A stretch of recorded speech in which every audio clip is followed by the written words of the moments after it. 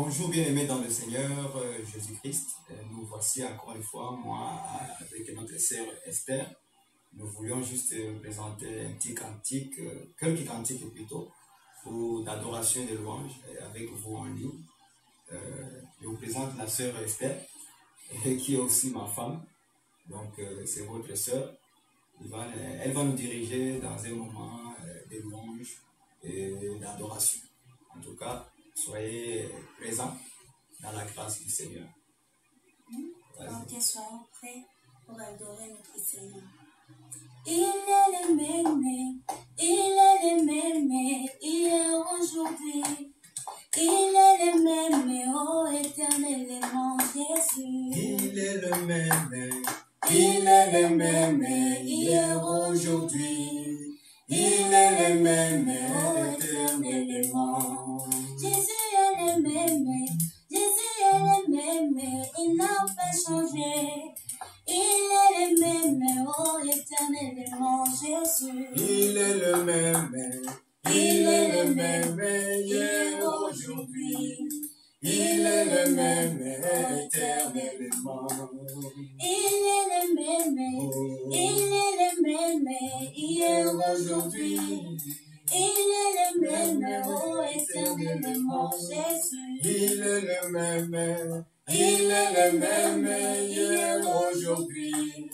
Il est le même éternellement. Jésus est le même, il n'a pas changé. Il est le même, oh éternellement Jésus. Il est le même, hier, aujourd'hui. Il est le même éternellement. Je vais chanter pour Jésus. Il est le roi. Je vais chanter pour Jésus. Il est le roi. Sa victoire elle appartient. Désormais, la victoire réside, je régnerai à jamais. Moi je vais chanter pour Jésus. Il est le roi. Oh, je vais chanter pour Jésus. Il est le roi. Je vais chanter pour Jésus. Il est le roi. Avec Jésus je régnerai à jamais. Emma. Emmanuel le roi. Emma. Emmanuel le roi. Emma. Emmanuel le roi. Emma. Emmanuel le roi. Jésus m'a libéré, alléluia. Je suis dans la joie, alléluia. Jésus m'a libéré, alléluia. Je suis dans la joie, alléluia. Jésus m'a libéré, alléluia. Je suis dans la joie, alléluia. Jésus m'a libéré, alléluia. Je suis dans la joie, alléluia. Jésus m'a libéré, alléluia. Je suis dans la joie, alléluia. Jésus m'a libéré, alléluia. Je suis dans la joie, alléluia. Jésus m'a libéré, alléluia. Je suis dans la joie, alléluia. Jésus m'a libéré, alléluia. Je suis dans la joie, alléluia. Oh, Jésus m'a libéré, alléluia. Je suis dans la joie, alléluia. Jésus m'a libéré, alléluia. Je suis dans la joie, alléluia. Oh, Jésus m'a libéré, alléluia. Je suis dans la joie, alléluia. Jésus m'a libéré, alléluia. Je suis dans la joie, alléluia. Jésus m'a libéré, alléluia. Je suis dans la joie, alléluia. Jésus m'a libéré, alléluia. Je suis dans la joie, alléluia. Et Alléluia, alléluia, alléluia. Jésus nous a libérés, nous sommes dans la joie. Jésus, notre Dieu, nous a sauvés. Nous sommes dans la joie. Jésus, notre Seigneur. Jésus, notre Roi. Jésus, notre Maître. Jésus, notre Dieu, nous a libérés. Et nous sommes dans la joie. Il s'appelle Emmanuel. Il s'appelle le lion de la tribu de Juda. Son nom c'est Emmanuel. Son nom c'est Emmanuel. Emmanuel. Emmanuel. Emmanuel. Emmanuel. Emmanuel. Emmanuel.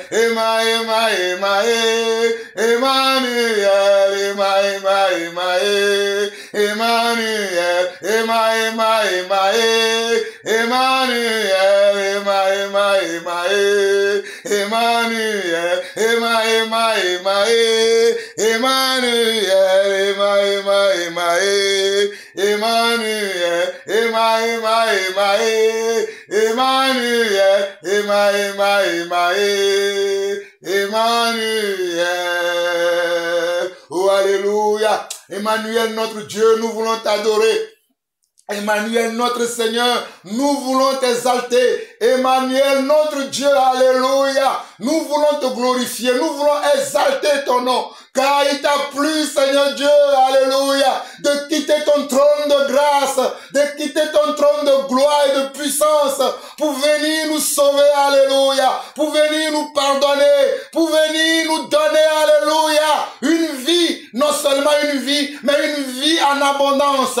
Merci parce que c'est toi qui nous as donné ce cadeau. C'est toi qui nous a fait ce privilège, papa. Père, je veux te bénir pour, tes chantres. Oh, alléluia. Je veux te bénir.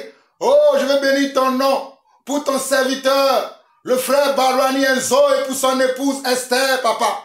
Merci, Seigneur Dieu, pour ce couple que toi-même tu as choisi. Oh, afin qu'il puisse élever ton nom, afin qu'il puisse glorifier ton nom. Oh, papa, je te bénis, je te loue, Seigneur Dieu, pour cette grande bénédiction que ce couple est pour moi et pour ma famille. Père, nous te bénissons, nous te donnons toute la gloire, papa. Oh, viens œuvrer encore dans nos vies. Oh, viens encore changer nos cœurs. Viens encore changer, Seigneur Dieu, nos pensées. Oh, Père, je veux maintenant m'apprêter à parler à ton église, à parler à ton peuple, sur l'amour et sur les facettes de l'amour, sur les caractéristiques de l'amour et sur les expressions de l'amour. Seigneur, je m'abandonne entre tes mains maintenant. Moi qui ne suis rien, moi qui suis simplement un pauvre pécheur, je m'abandonne entre tes mains afin que mes sentiments, mes émotions, mes pensées, oh papa, que tout en moi puisse être soumis à la seigneurie d'Emmanuel, que tout en moi puisse être soumis à la seigneurie d'Emmanuel, que tout en moi puisse être soumis à la seigneurie de Yeshua, à Mashiach. Surtout, papa, je prie encore en ce moment que les oreilles qui m'écoutent, les oreilles qui sont prêtes pour écouter ta parole, Seigneur Dieu, qu'ils aient un cœur bien disposé, papa, un cœur bien disposé pour recevoir la semence. Que la semence tombe au nord, que la semence tombe au sud, que la semence tombe à l'ouest, que la semence tombe à l'est, que la semence tombe au centre et que la semence tombe, Seigneur Dieu, sur tous les cœurs, dans le monde entier, pour la gloire de ton nom, papa. Éternel mon Dieu, comme ta parole ne sort pas sans avoir accompli, Seigneur Dieu, oh papa, ses effets ou son effet, je prie dans le nom de Jésus-Christ que des miracles s'accomplissent, que des prodiges s'accomplissent. Oh, que des délivrances s'accomplissent, que des guérisons s'accomplissent pour la gloire de ton nom. Merci, papa, car je sais déjà que toutes ces choses sont accomplies. Au nom du Seigneur Jésus-Christ, nous avons ainsi prié Amen, amen et amen. Mes chers frères et sœurs à travers le monde, vous écoutez la voix de votre humble serviteur, le serviteur Jean-Paul Laosson. Je suis de nouveau dans la joie aujourd'hui. Nous sommes mercredi. Mon dernier partage ou mon dernier enseignement date de quelques jours depuis le dimanche dernier. Mais le Seigneur a mis dans mon cœur aujourd'hui que je puisse continuer l'enseignement sur lequel nous avons commencé il y a de cela quelques jours déjà, où nous parlons de l'amour et nous parlons de ses facettes, ses caractéristiques ou ses expressions. Nous allons continuer aujourd'hui qui est la 4e partie. Nous allons continuer aujourd'hui. Mais avant de commencer, j'aimerais saluer particulièrement aujourd'hui le serviteur de Dieu, l'enseignant ou le docteur, mon frère Barouani Enzo du Canada. Je te salue. Que la grâce du Seigneur te soit multipliée, que l'amour du Seigneur te soit multiplié et que sa volonté continue à s'accomplir dans ta vie. Père, je n'oublie pas également tous les autres frères qui sont dans le monde entier.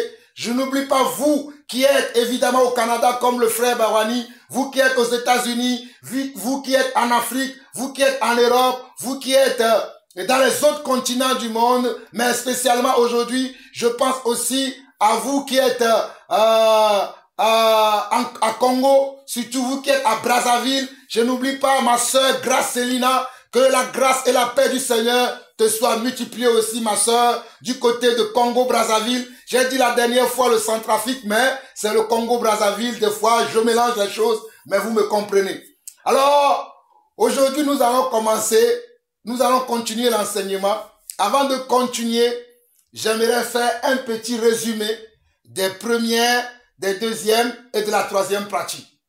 Dans la première partie, nous avons vu que le Seigneur Jésus nous a aimés. Il a quitté son trône pour venir sur terre, pour nous montrer un modèle de son amour, pour nous montrer un modèle de ce qu'il va faire. Et voilà pourquoi il a vécu avec nous sur la terre. Et pendant 3 ans, il a formé les disciples. Et les disciples aussi nous ont transmis à leur tour la parole de Dieu. Nous avons vu également que l'amour est un don qui est sacré, est une manifestation de Dieu qui est sacrée, que l'amour, ce n'est pas simplement des mots, mais que l'amour, ce sont des comportements ou ce sont des actes.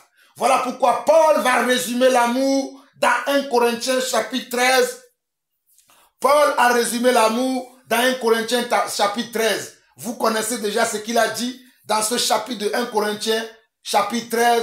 Vers la fin, il va dire que ce qui va demeurer, c'est l'amour, la foi et l'espérance. Nous avons vu également dans la 3e partie, nous avons vu l'amour, alléluia, de Ruth et de Naomi. Nous avons vu ça et nous avons poursuivi. Nous avons même vu l'amour de Rahab. Et je profite de cette occasion pour vous dire que je me suis trompé la dernière fois lorsque je parlais de l'histoire de Rahab. Pour ceux qui ont suivi déjà la 3e partie, j'ai mélangé un peu les paroles là-bas. J'ai parlé des espions que Moïse avait envoyés à l'époque de Moïse. Et j'ai parlé en même temps des espions que Josué aussi avait envoyés. Et je veux parler au fait des espions que Josué avait envoyés, qui se trouvent dans le livre de Juges, chapitre 2, chapitre 6. C'est dans le livre de Juges, chapitre 2, chapitre 6, que vous allez trouver cette histoire dans laquelle Rahab a témoigné son amour aux espions que Josué avait envoyés. Et c'est ça qui lui a valu son salut. Non seulement son salut, mais de toute sa famille. Donc, je rends grâce à Dieu que le Seigneur me permet moi-même de réécouter mes enseignements, parce que quand je parle, c'est l'Esprit qui m'utilise, et moi-même j'écoute après, et je sais que là où il n'y a pas eu de compréhension, j'aime bien revenir dessus, afin de vous montrer que voilà, il y a eu des incompréhensions dans certains endroits, mais n'oublions pas que c'est l'esprit du message que nous devons garder, et que nous devons être attentifs à l'esprit qui se révèle au travers de nos messages. Je continue également pour la suite aujourd'hui. Nous étions arrêtés la dernière fois à 2 Samuel. Nous étions arrêtés à, je dis 2 Samuel, à 1 Samuel, pas 1 Samuel.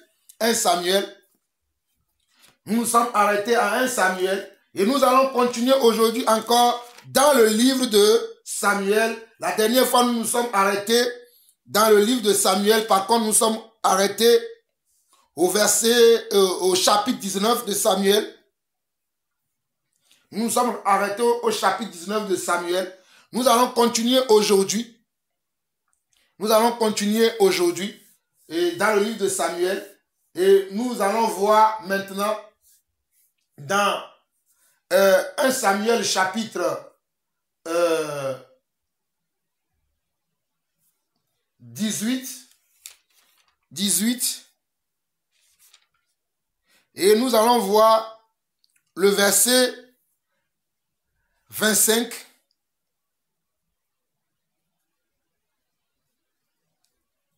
Nous allons voir le verset 25. Et nous allons voir également le verset 30.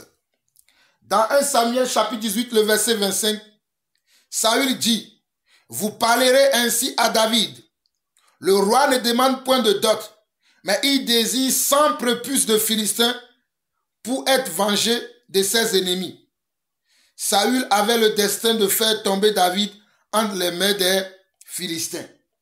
Vous regardez dans ce passage, on parle du roi qui demandait à David, parce que David était amoureux. David voulait épouser la fille du roi. Et le roi a dit qu'il ne va pas prendre la dot, il ne va rien demander à David, si ce n'est que les 100 prépuces des Philistins qui demandaient à David. Mais c'était aussi un piège qu'il faisait en même temps à David. Le roi demandait les 100 prépuces, mais en même temps, c'était aussi un piège, parce que quand David va aller dans le combat contre les Philistins, peut-être il va perdre sa vie, puisqu'il était jaloux de David. Il se disait peut-être s'il allait là-bas, il va perdre sa vie, et David ne pourra plus revenir pour prendre sa fille. C'était dans cette disposition de cœur qu'était le roi. Mais toujours est-il que quand Dieu est avec toi, peu importe les pièges que l'ennemi va te tendre, Dieu va toujours te délivrer et Dieu te fera toujours triompher. Voilà pourquoi la Bible déclare dans le livre de Romains chapitre 8, il dit que toutes choses, je crois que c'est le verset 25, si je ne me trompe pas, que toutes choses concourent au bien de ceux qui aiment Dieu. Et que si Dieu est avec nous, qui sera contre nous? Alléluia. Et nous regardons également le verset 30. On nous dit, les princes des Philistins partaient en campagne et chaque fois qu'ils sortaient, David avait plus de succès que tous les serviteurs de Saül et son nom devint très célèbre. Donc vous voyez ici que malgré les pièges que Saül tendait à David, David ne faisait que réussir. David ne faisait que progresser. David ne faisait qu'avancer. David ne faisait qu'aller au devant. David avait les yeux fixés que sur son objectif, c'est d'être un serviteur de Dieu fidèle. Nous allons voir un autre chapitre de Samuel. Nous allons voir 1 Samuel 20. 1 Samuel 20. 1 Samuel 20. Nous lisons du verset 3. David dit encore en jurant, « Ton père sait bien que j'ai trouvé grâce à... » Bon, on va lire du premier verset pour que vous puissiez mieux comprendre. David s'enfuit de Najoth près de Rama. Il alla trouver Jonathan et dit, « Qu'ai-je fait? Quel est mon crime? Quel est mon péché aux yeux de ton père pour qu'il en veuille à ma vie? » Jonathan lui répondit, « Loin de là, tu ne mourras point. Mon père ne fait aucune chose, grande ou petite, sans m'en informer. Pourquoi donc mon père me cacherait-il celle-là? Il n'en est rien. » David dit encore, en jurant, « Ton père sait bien que j'ai trouvé grâce à tes yeux, et il aura dit que Jonathan ne le sache pas. Cela lui ferait de la peine, mais l'Éternel est vivant et ton âme est vivante. Il n'y a qu'un pas entre moi et la mort. Jonathan dit à David, je ferai pour toi ce que tu voudras. Et David lui répondit, voici c'est demain la nouvelle lune et je devrais m'asseoir avec le roi pour manger. Laisse-moi aller et je me cacherai dans les champs jusqu'au soir du 3e jour. Si ton père remarque mon absence, tu diras, David m'a prié de lui laisser faire une course à Bethléem, sa ville, parce qu'il y a pour toute la famille un sacrifice annuel. Et s'il dit c'est bien, ton serviteur alors n'a rien à craindre. Mais si la colère s'empare de lui, sache que le mal est résolu de sa part.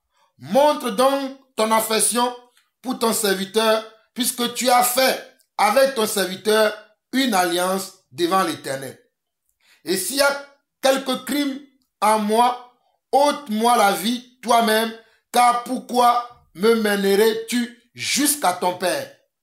Jonathan lui dit, loin de toi la pensée que je n'interformerai pas. Si j'apprends que le mal est résolu de la part de mon père et menace de t'atteindre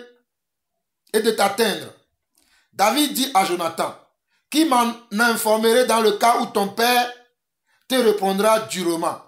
Et Jonathan dit à David, viens, sortons dans les champs. Et ils sortirent tous deux dans les champs. Jonathan dit à David, je prends à témoin l'Éternel, le Dieu d'Israël. Je sonderai mon père demain ou après-demain, et dans le cas où il serait bien disposé pour David, si je n'envoie vers toi personne pour t'en informer, que l'Éternel traite Jonathan dans toute sa rigueur.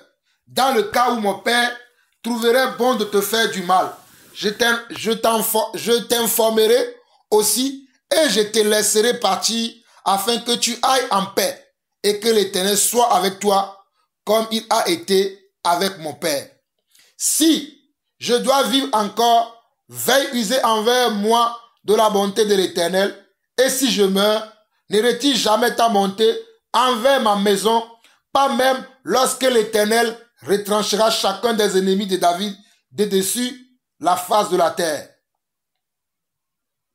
Car Jonathan a fait alliance avec la maison de David, que l'Éternel tire vengeance des ennemis de David.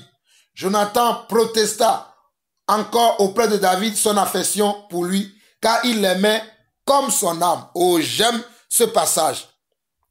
Soulignez-le, Jonathan protesta encore auprès de David de son affection pour lui, car il l'aimait comme son âme. Nous étions dans 1 Samuel chapitre 17, nous étions au verset 20. Nous allons nous arrêter au verset 23. Verset 18, Jonathan lui dit, c'est demain la nouvelle lune. On remarquera ton absence, car ta place sera vide. Tu descendras le 3e jour jusqu'au fond du lieu où tu étais caché le jour de l'affaire et tu resteras près de la pierre des ailes. Je tirerai 3 flèches du côté de la pierre comme si je visais un but.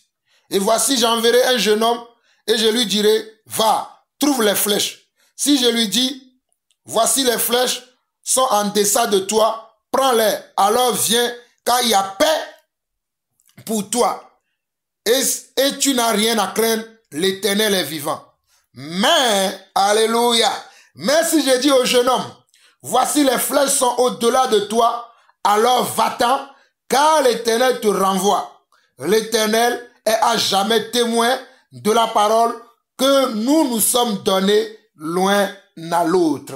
Alléluia, alléluia, alléluia, alléluia. Je vais dire, acclamons la parole de Dieu.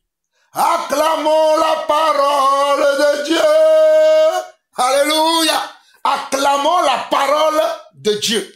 Mes chers frères et sœurs, j'ai beaucoup lu, mais je vous en supplie, si vous êtes à la maison, lisez bien, je vous l'ai dit déjà dans la 3e partie, mais je vous le répète encore aujourd'hui, lisez bien le livre de Samuel, vous allez apprendre beaucoup de choses concernant les caractéristiques de l'amour, concernant les caractéristiques de la foi et concernant les caractéristiques de l'expression de l'amour de Dieu. Alléluia. Je reviens au verset 1 de 1 Samuel chapitre 20. David s'enfuit de Najot près de Rama. Mes frères et sœurs, pourquoi David, qui était un homme de Dieu, un homme qui avait déjà tué Goliath, un homme qui avait déjà, alléluia, exterminé plus de milliers de personnes, pourquoi va-t-il fuir? Pourquoi un tel homme va fuir devant les menaces de Saül, devant la jalousie de Saül, devant le mépris de Saül? Mais c'est à cause de l'amour de Dieu, simplement. C'est à cause de l'amour de Dieu, simplement. Les gens me demandent souvent, Jean-Paul, pourquoi on ne te voit pas dans tel endroit? Jean-Paul, pourquoi tu ne viens pas ici? Jean-Paul, pourquoi tu ne fais pas ceci? C'est parce que je veux éviter l'esprit de jalousie. Je veux éviter l'esprit de mort. Parce que lorsque les gens sont jaloux de toi, lorsque les gens veulent à ta vie, oh alléluia, que quelqu'un attend ce que l'esprit dit aujourd'hui. Lorsque les gens veulent ta mort, parce que les gens sont jaloux de la grâce de Dieu dans ta vie, ils vont te tendre des pièges. Ils vont te tendre des pièges pour dire, voilà, nous l'avons attrapé en faisant en faisant ceci. Souvenez-vous de notre Seigneur Jésus-Christ. Il n'a rien fait. La Bible déclare que l'homme dans la bouche duquel on n'a jamais trouvé aucune fraude. On n'a jamais trouvé aucune fraude dans la bouche de notre Seigneur Jésus. Mais les hommes ont dit, ils ont transformé les paroles de Jésus. Lorsqu'on l'a amené devant les Sanhédrins, devant les sacrificateurs et devant Ponce Pilate, ils ont dit qu'il a dit qu'il allait détruire le temple et le reconstruire en 3 jours. Et eux, ils ne comprenaient pas que Jésus parlait du temple de son corps. Mais ils ont mal compris. Ils ont mal interprété les propos de Jésus-Christ. Ils ont mal interprété les propos de Yeshua à Mashiach. Et cela a valu la mort à notre Seigneur. Mais cela avait été écrit d'avance. Que les choses se passent ainsi. Pour que toi qui m'entends aujourd'hui, pour que toi qui es devenu enfant de Dieu aujourd'hui, tu puisses être là. Voilà pourquoi nous rendons grâce à Dieu, même pour nos ennemis. Car le Seigneur va utiliser même nos ennemis. Alléluia. Oh, Rabbi.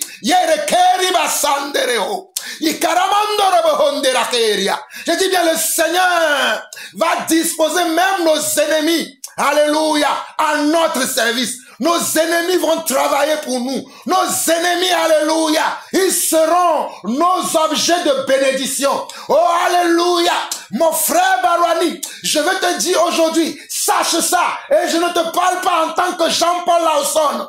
Oh, c'est le Seigneur qui veut te dire que même tes ennemis d'aujourd'hui vont préparer, alléluia, ton ascension vers le futur, ton ascension vers le miracle, vers la mission que Dieu t'a destinée. Toi, sois dans le calme. Toi, demeure dans le calme et tu verras ce que Dieu fera de ta vie. Alors, dans 1 Samuel chapitre 20, David s'enfuit de Najot, près de Rama. Je viens de vous expliquer pourquoi David s'était enfui. Il va falloir que vous réalisez 1 Samuel chapitre 18, le verset 7 et le verset 9. 1 Samuel chapitre 18, le verset 25 au verset 30. 1 Samuel chapitre 19, le verset 1 au verset 10. Et 1 Samuel chapitre... voilà. Et 1 Samuel chapitre 20 dans laquelle je suis aujourd'hui. Pourquoi David a fui? Pourquoi le grand serviteur de Dieu, celui que Dieu a utilisé puissamment, il fuit? Je viens de vous le décrire. Et le Seigneur va même vous l'expliquer encore mieux que moi. Lorsqu'on voit qu'il y a de l'animosité autour de nous, qu'il y a de la méchanceté autour de nous, qu'il y a de la jalousie autour de nous, qu'il y a de l'envie, on se cache.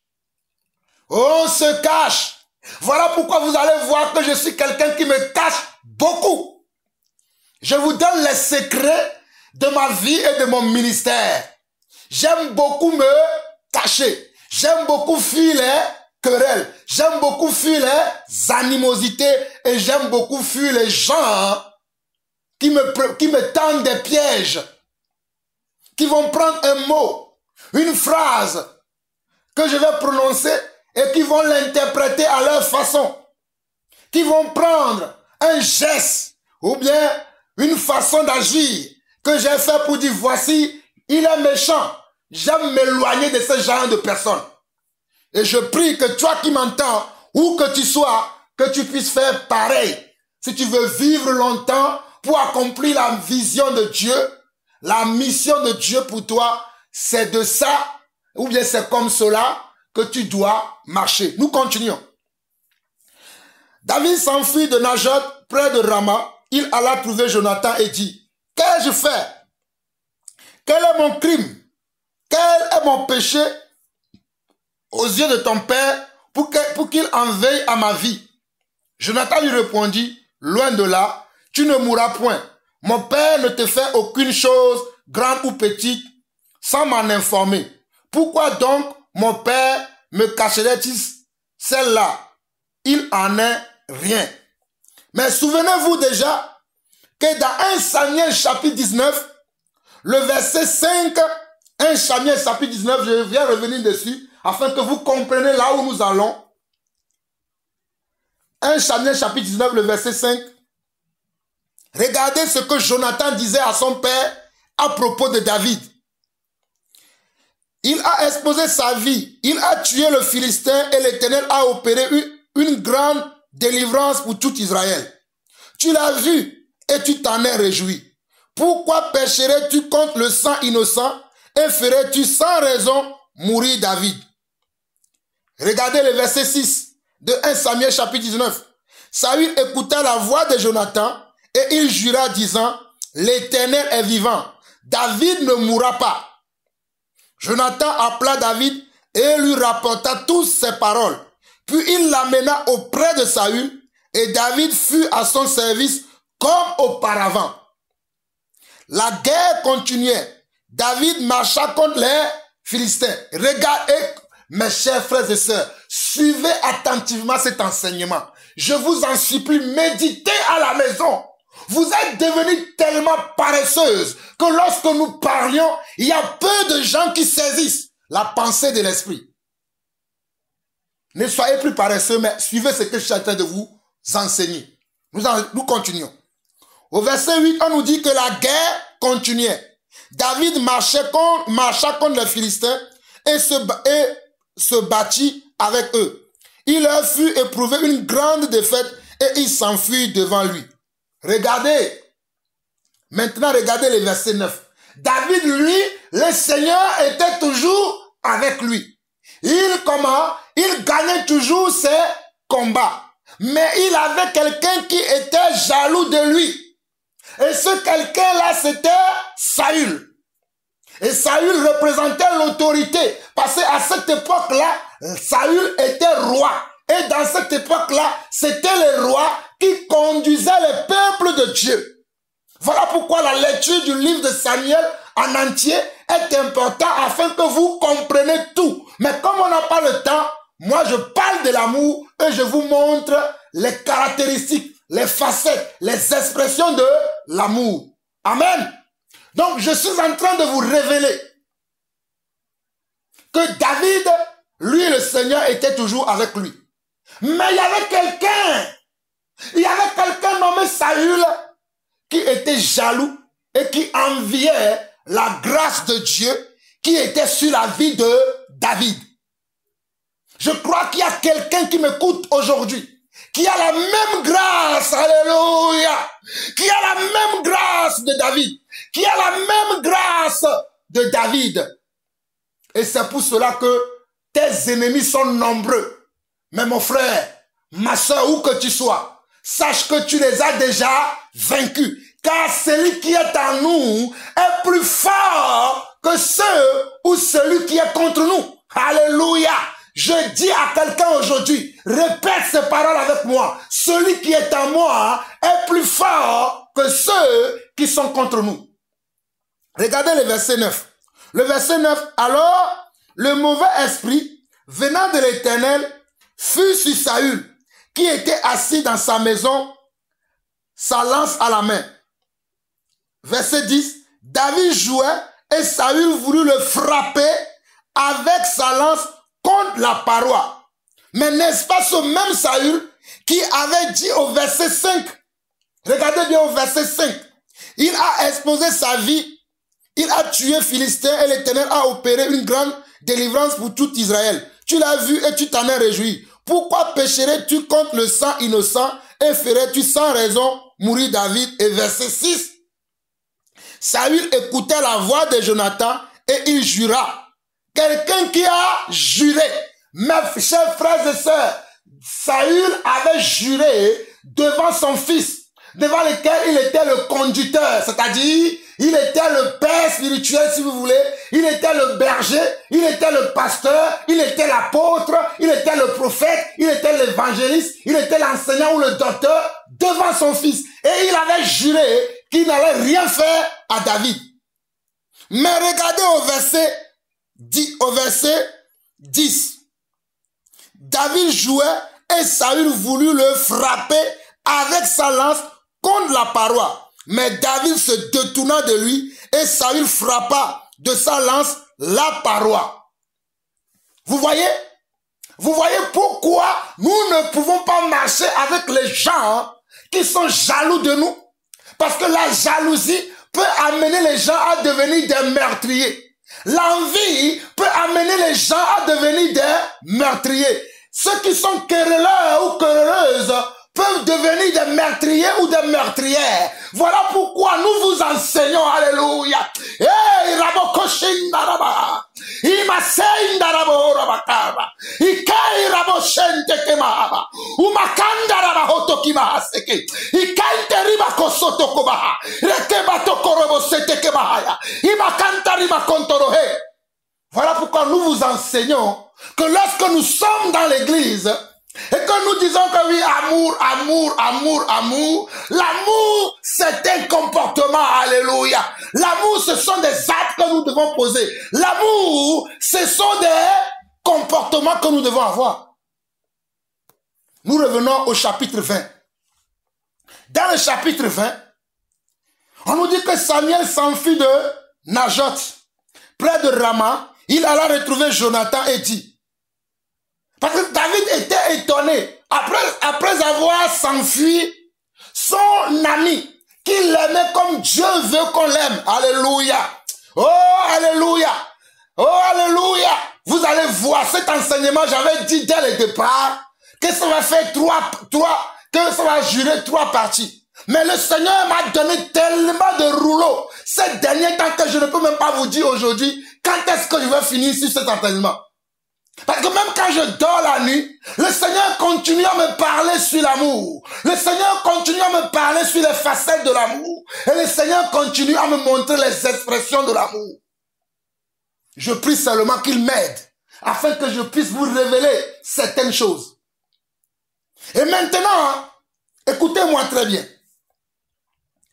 David va poser la question à Jonathan. Qu'ai-je fait? Quel est mon crime? Quel est mon péché aux yeux de ton père pour qu'il en veuille à ma vie? Jonathan lui répondit, loin de là, tu ne mourras point. Jonathan, lui, il était sincère avec David. Il aimait David. Nous avons vu déjà que Jonathan avait donné comment? Son manteau, alléluia. Son manteau qui représentait, mais comment? Sa personnalité, son ministère, il avait déjà donné. Il lui a donné, regardez, 1 Samuel, alléluia. 1 Samuel chapitre 18, le verset 4, on nous dit, il ôta le manteau qu'il portait pour le donner à David et il lui donna ses vêtements, même son épée, son arc et sa ceinture. Ces choses-là représentaient tout comment? Toute la puissance, toute la force, toute la sagesse et l'intelligence de Saül. Mais Saül a préféré lui donner à qui? Représenter la face de Jonathan. Pas de Saül, mais de Jonathan. Mais Jonathan a préféré donner ces choses à qui? À Saül, à David. Je répète encore parce que j'aime mélanger les choses. Voilà pourquoi je vous dis de faire attention et suivez l'esprit. Alléluia. Parce qu'en voulant que vous compreniez mieux, des fois je me trompe des mots ou bien des noms. Je reviens. C'est Jonathan qui a donné quoi? Jonathan a donné, verset 4 de 1 Samuel 18, on nous dit qu'il ôta le manteau qu'il portait pour le donner à David et il lui donna ses vêtements, même son épée, son arc et sa ceinture. C'était Jonathan qui a donné ça à qui? À David. Et j'ai donné la signification de ces choses-là déjà dans la 3e partie de l'amour. Pour ceux qui ne l'ont pas écouté, allez réécouter, nous allons avancer. Au verset 2 de 1 Samuel 20, Jonathan lui répond, loin de là, tu ne mourras point. Mon père ne fait aucune chose, grande ou petite, sans m'en informer. Pourquoi donc mon père me cacherait-il celle-là? Il n'en est rien. Jonathan dit à David, pour le rassurer, toi ne t'inquiète pas, viens toujours avec moi, on va rester avec mon père. Mais David a fait quoi? David a refusé. Écoutez-moi très bien. David a refusé. Les gens qui veulent que nous marchions avec tout le monde. Hey! Écoute-moi très bien, toi serviteur, toi servante quelque part. Je vous ai dit que là où nous allons maintenant là, il faut que nous soyons préparés correctement comme il faut. En tout cas, si vous ne vous préparez pas, moi Jean-Paul Lawson, je me prépare. Parce que je sais là où mon Dieu veut m'emmener. Voilà pourquoi je ne veux pas être dans toutes les relations avec même les gens que je sais pertinemment. Qui sont jaloux de la grâce de Dieu sur ma vie. Qui envient la grâce de Dieu qui est sur ma vie, mais ils font semblant. Dieu nous révèle les choses, mes chers frères. Je dis bien, Dieu que nous servons nous révèle les choses. Mais David ici a refusé littéralement de partir avec Jonathan. Ce n'est pas que David n'aimait pas Jonathan, mais c'est parce que David, conduit par l'Esprit de Dieu, qui veut que David puisse finir sa mission, faisait que David faisait comment? Attention. Il y a des gens qui m'appellent aujourd'hui qui me disent, mais on ne te voit plus dans tel endroit, oh, tu ne viens plus ici, tu ne fais plus ceci, tu ne fais plus cela. Des fois, je n'ai pas envie de répondre, parce que même quand tu réponds, les gens vont trouver des choses à dire. Mais oui, tu fais ceci trop, tu fais ceci trop. Mes chers frères et sœurs, je vous ai toujours dit, si vous n'avez rien à dire, fermez votre bouche. Moi, je suis quelqu'un, je ferme beaucoup ma bouche. Quand l'esprit ne me dit rien, quand je ne comprends pas quelque chose, je ferme ma bouche. Mais si vous me voyez ouvrir la bouche, c'est que Dieu veut que je parle. Et je vais parler, après je vais encore m'en aller. Parce que c'est comme ça que Dieu m'utilise. Je continue. David a refusé l'offre de Jonathan. Parce que Jonathan était sincère. Jonathan, dans son amour, lui, il était sincère. Il était franc. Il était loyal. Oh, alléluia. Il était rempli de bonté, de bienveillance. Il était rempli de miséricorde envers David. Ce qui n'était pas le cas de son père. Ce qui n'était pas le cas de son père spirituel. Ce qui n'était pas le cas de son pasteur. Are you hear me? Are you hear me? Est-ce que vous m'attendez et me comprenez? Est-ce que vous m'attendez et me comprenez? Je dis bien, David, lui, avait des sentiments nobles, des sentiments dignes de louange, des sentiments de justice, des sentiments qui méritent l'approbation de Dieu envers qui? Envers Jonathan. Mais cela n'était pas le cas de son père. Voilà pourquoi David a préféré rester comment? En fuite. Jusqu'à ce que soit que son père ait de bonnes dispositions de cœur envers lui, ou que Dieu lui dit maintenant, c'est bon, tu peux aller sans rien craindre. Donc, les gens vont me dire, l'amour parfait, oh, Rabosontore Keramama, Ikamontorobo Setekeba, Rebekentiramahande. Les gens vont me dire que l'amour parfait bannit la crainte. Vous allez me dire que la David n'aimait pas Dieu. Si vous ne comprenez pas les Écritures, je vous répète encore aujourd'hui, devant Dieu, celui qui m'a appelé, que le Seigneur m'a donné un ministère apostolique. Alléluia.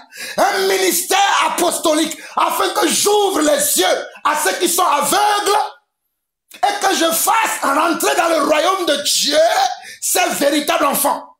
Voilà le ministère que j'ai reçu. Je ne suis pas en train de m'enorgueillir. J'ai reçu le même ministère de l'apôtre Paul et de l'apôtre Jean. Quand on dit que l'amour parfait bannit la crainte, vous savez ce que cela veut dire? Ça veut dire que si je veux aller à un endroit et que je sens qu'il y a quelque chose dans mon cœur qui me dit hey, fais attention, tu dois faire attention. Tu dois faire attention.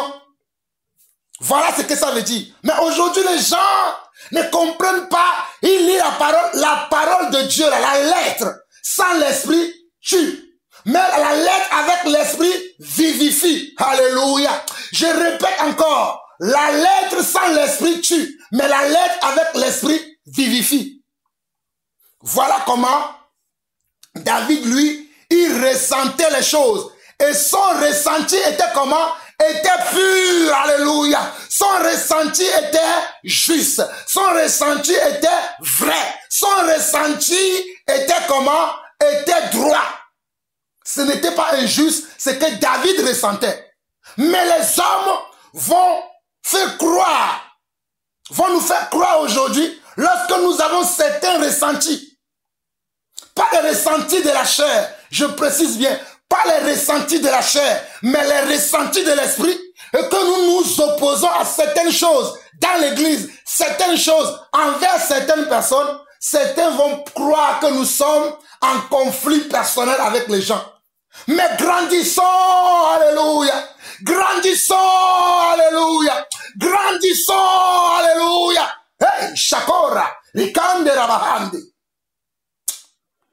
Nous continuons. Verset 3. De 1 Samuel 20, David dit encore, en jurant, ton père sait bien que j'ai trouvé grâce à tes yeux, et il aura dit que Jonathan ne le sache pas. Cela lui ferait de la peine, mais l'Éternel est vivant, et ton âme est vivante, il n'y a qu'un pas entre moi et la mort. Voici comment Jonathan cherchait à rassurer David. Jonathan dit à David, je ferai pour toi ce que tu voudras. Alors David va faire une alliance avec Jonathan. Et dans cette alliance, David va lui dire, voici ce que nous allons faire. Moi, je vais rester caché aux yeux de ton père. Je ne vais pas marcher, je ne vais plus marcher avec ton père. Je resterai toujours dans ma cachette. Je confirme encore aujourd'hui que moi, Jean-Paul Lawson, je ne marcherai pas avec certaines personnes. Plus jamais vous me verrez avec certaines personnes. Ce n'est pas que je ne les aime pas. Je les aime. Mais j'attends le temps de Dieu, que Dieu me dise, maintenant là, tu peux aller marcher avec eux. Mais si Dieu ne me dit pas, marche avec certaines personnes, vous ne me verrez plus jamais, au grand jamais, avec certains genres de personnes. Parce que nous travaillons pour Dieu. Nous ne travaillons pas pour les hommes. Je continue. Au verset 5, David lui répondit, voici c'est demain la nouvelle lune, et je devrais m'asseoir avec le roi pour manger. Laisse-moi aller, et je me cacherai dans les champs jusqu'au soir du 3e jour. Si ton père remarque mon absence, tu diras, David m'a prié de lui laisser faire une course à Bethléem, sa ville, parce qu'il y a pour toute la famille un sacrifice annuel. Et s'il dit, c'est bien, ton serviteur alors n'a rien à craindre. Mais si la colère s'empare de lui, sache que le mal est résolu de sa part. Montre donc ton affection pour ton serviteur, puisque tu as fait avec ton serviteur une alliance devant l'Éternel. C'était une alliance que David et Jonathan ont fait. Une alliance, quelle alliance? Une alliance d'amour. Quelle alliance? Une alliance d'affection, comment? Réciproque. Une alliance d'affection réciproque. Une alliance d'affection réciproque. Et non une alliance de jalousie, et non une alliance d'envie, et non une alliance de querelle, mais une alliance, comment? Réciproque. Je continue. Et s'il y a quelques crimes en moi, ôte la vie toi-même, ôte-moi la vie toi-même, car pourquoi me mènerais-tu jusqu'à ton père?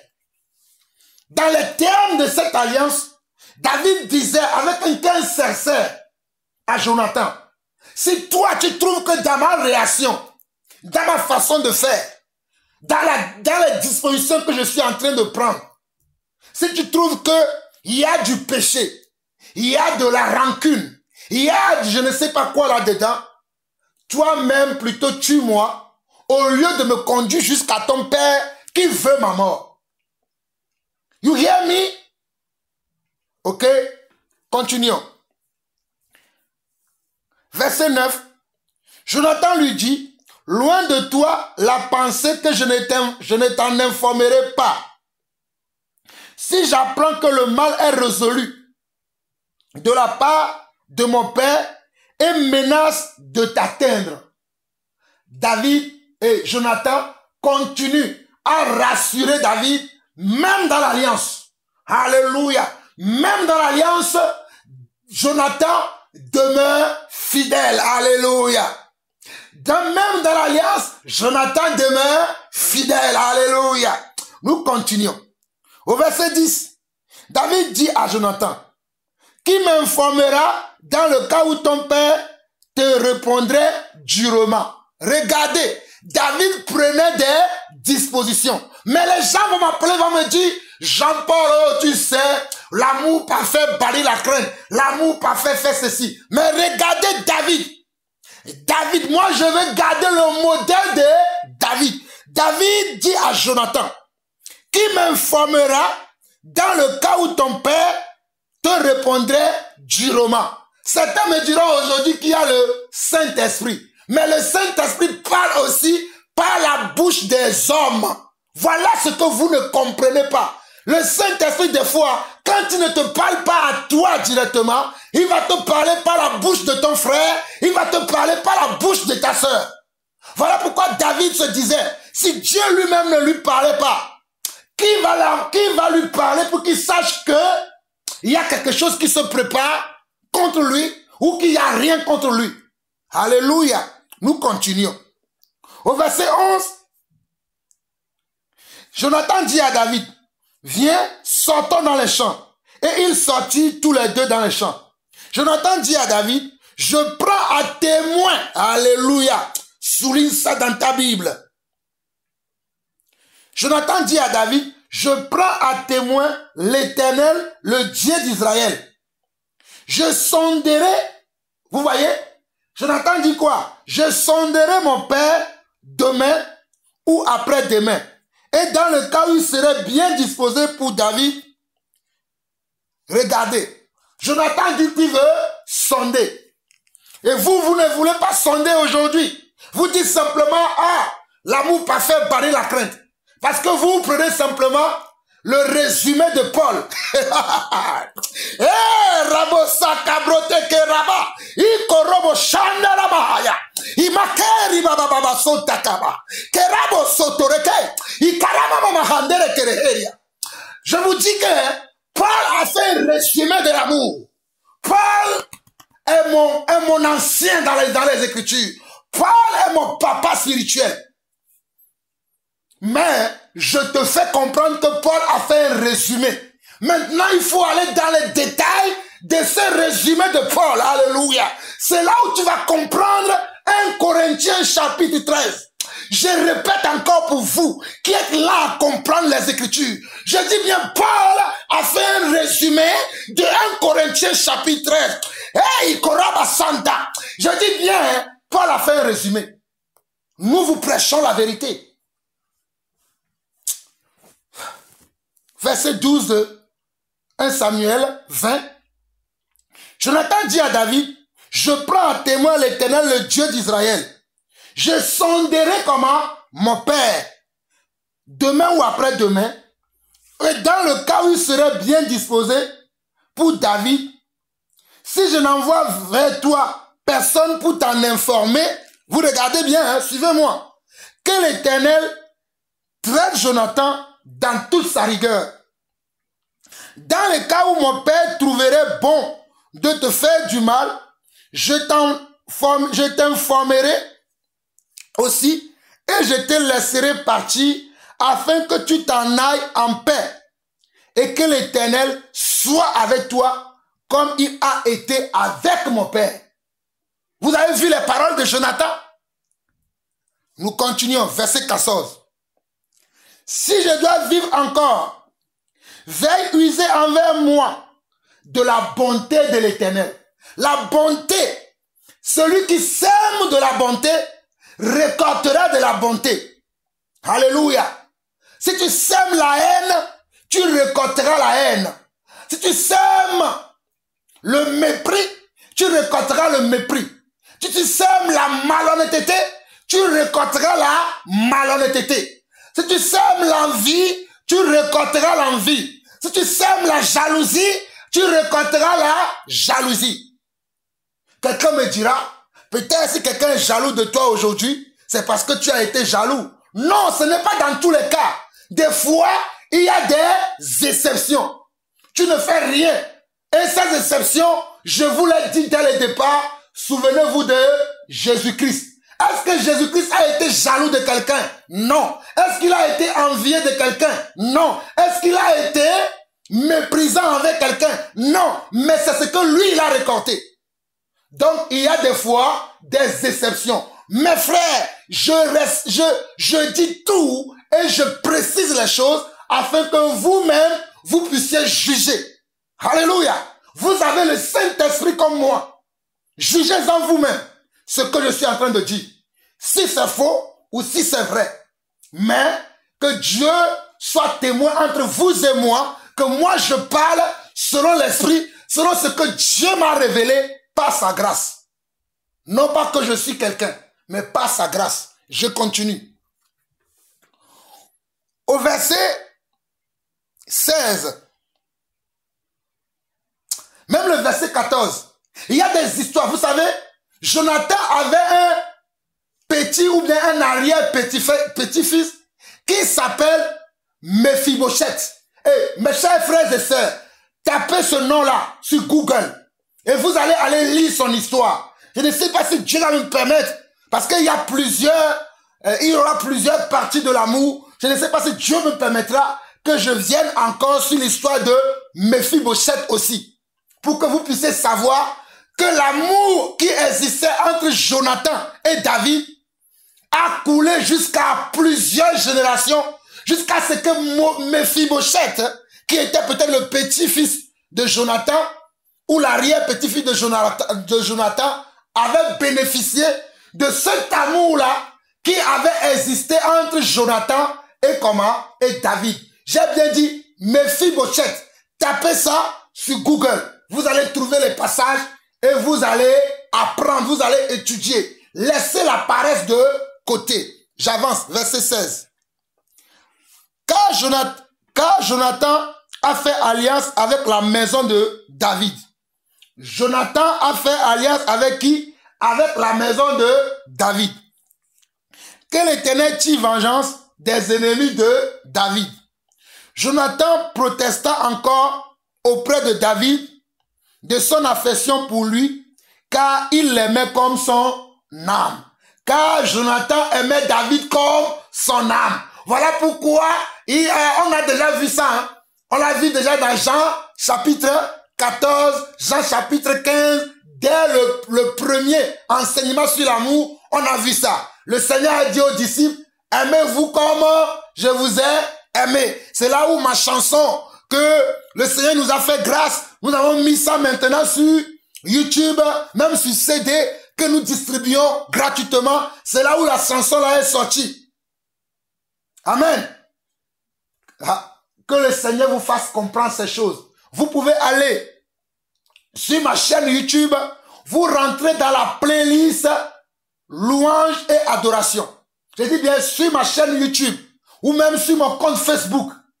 Vous allez trouver une page que j'appelle la manne quotidienne. Tous ces enseignements sont là, tous ces louanges sont là. Mais sur ma page YouTube, vous allez trouver les playlists dans mes vidéos et vous rentrez dans la partie louange et adoration. Vous trouverez les adorations de mon frère Barouani et son épouse Esther. Vous trouverez les adorations de mon frère Sébastien. Vous trouverez les adorations de ma maman Julienne. Vous trouverez les adorations de mes frères de l'église d'Abidjan. Et bientôt, vous trouverez plein d'autres louanges car nous sommes en train d'enregistrer nos louanges. Nous ne sommes pas dans les studios, mais nous travaillons et vous allez voir que ces choses-là que vous pensez que c'était impossible pour nous, nous arrivons nous aussi aujourd'hui à le faire par la grâce de Dieu. Je ferme cette petite parenthèse. Au verset 17, Jonathan protesta encore auprès de David. Jonathan faisait quoi? Protesta encore auprès de David de son affection pour lui, car il l'aimait comme son âme. Aime ton prochain comme toi-même, tu auras accompli la loi royale. Nous l'avons vu également dans la partie 3 des facettes, des caractéristiques, des expressions de l'amour. Nous continuons. Au verset 18, Jonathan lui dit, c'est demain la nouvelle lune. On remarquera ton absence car ta place sera vide. Tu descendras le 3e jour jusqu'au fond du lieu où tu t'étais caché. Où était David? David serait caché. Le jour de l'affaire, et tu resteras près de la pierre des ailes. Voici comment les détails de leur alliance. Les détails. Pour vous qui voulez suivre les gens. Parce que les gens disent simplement, Jésus, Jésus, Jésus est Seigneur, Jésus est Seigneur. Hey, mes chers frères et sœurs, à l'époque des apôtres, avant que les apôtres n'appellent quelqu'un frère ou sœur, si la personne n'était pas recommandée par un autre frère ou par une autre sœur, les apôtres ne le recevaient pas. Je vous dis la vérité. Au temps de l'église primitive, avant que l'église primitive n'appelle quelqu'un frère ou sœur, c'est parce que la personne a été recommandée par un autre frère ou une autre sœur. Voilà pourquoi lorsque Paul a été converti et qu'il venait parler aux autres frères, les gens n'ouvraient pas leur cœur directement. Il a fallu que Barnabas vienne dire que non, il est vraiment devenu maintenant notre frère. Ne pensez plus à son passé, que son passé soit effacé, parce qu'il est devenu maintenant un frère pour nous. You hear me? Ok, let's go. Nous continuons. Au verset 20 jusqu'au verset 23, je tirerai 3 flèches du côté de la pierre comme si je visais un but. Vous voyez? Toujours dans les détails de l'alliance. Et voici, j'enverrai un jeune homme et je lui dirai, va, trouve les flèches. Si je lui dis, voici, les flèches sont en deçà de toi, prends-les. Alors viens, car il y a paix pour toi. Et tu n'as rien à craindre. L'Éternel est vivant. Regardez bien. Je vais relire le verset 21 au verset 23 pour que vous puissiez comprendre ce que David et Jonathan sont en train de se dire. Verset 21. Et voici, j'enverrai un jeune homme et je lui dirai, va, trouve les flèches. Si je lui dis, voici les flèches sont en deçà de toi, prends-les, alors viens, car il y a paix pour toi et tu n'as rien à craindre. L'Éternel est vivant.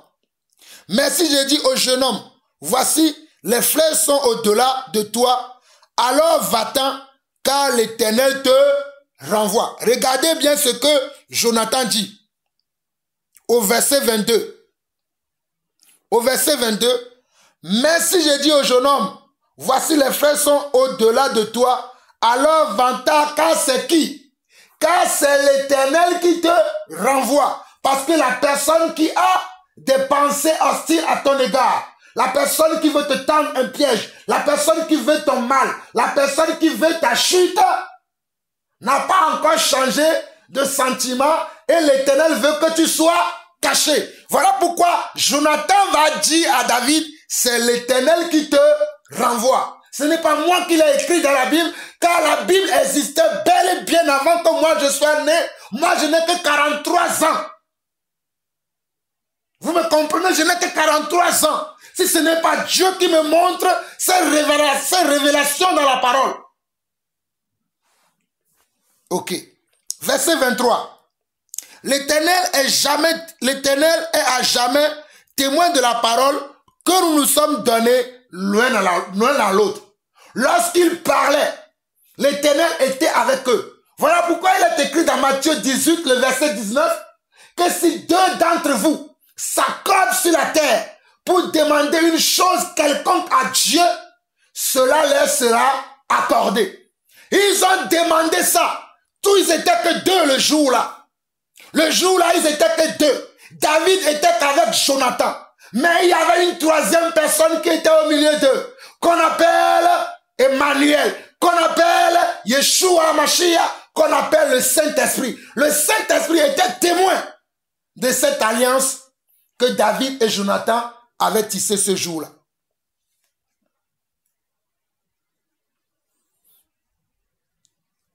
Mais nous allons lire la suite de l'histoire et vous allez voir ce qui s'est passé. David se cacha dans les champs, c'était la nouvelle lune. Nous sommes au verset 24 de 1 Samuel 20. David se cacha dans les champs, c'était la nouvelle lune et le roi prit place au festin pour manger. Le roi s'assit comme à l'ordinaire, sur son siège contre la paroi. Jonathan se leva et Abner s'assit à côté de Saül.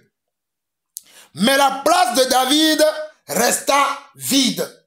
Aujourd'hui, ma place dans certains endroits sont restés vides. Je répète encore, aujourd'hui, ma place dans certains endroits sont restés vides. Et Dieu sait pourquoi. Et ceux qui me connaissent aussi assez, vous le savez pourquoi. Et si vous ne le savez pas, aujourd'hui, Dieu vous révèle les choses afin que vous le sachiez. Nous avançons. Saül ne dit rien ce jour-là, car pensant-il, c'est par hasard. Il n'est pas pur, certainement, il n'est pas pur. Le lendemain, deuxième jour de la nouvelle lune, la place de David était encore vide. Mes chers frères et sœurs, suivez-moi encore. Le lendemain, le deuxième jour de la fête, la place de David était restée comment encore vide. Saül ne dit rien ce jour-là, car pensant-il, c'est hasard, il n'est pas pur, c'est tellement il n'est pas pur. Le verset 26. Le verset 27, le lendemain, deuxième jour de la nouvelle lune, la place de David était encore vide. Et Saül dit à Jonathan, son fils, pourquoi le fils d'Isaïe n'a-t-il paru au repas ni d'hier ni d'aujourd'hui? Jonathan répondit à Saül, David m'a demandé la permission d'aller à Bethléem, selon ce qu'ils avaient convenu entre eux deux. Voilà pourquoi la Bible déclare,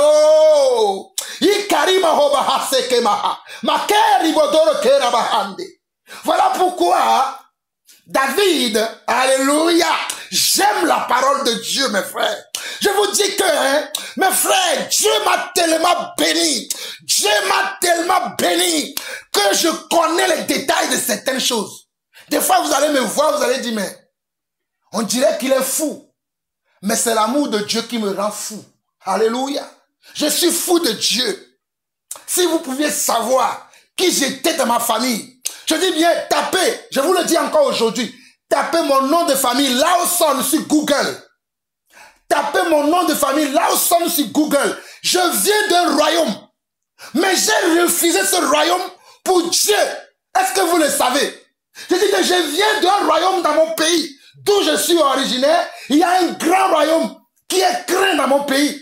Mais je l'ai refusé à cause du royaume de Dieu. Parce que je vais servir Dieu. Je ferme cette petite parenthèse, j'avance.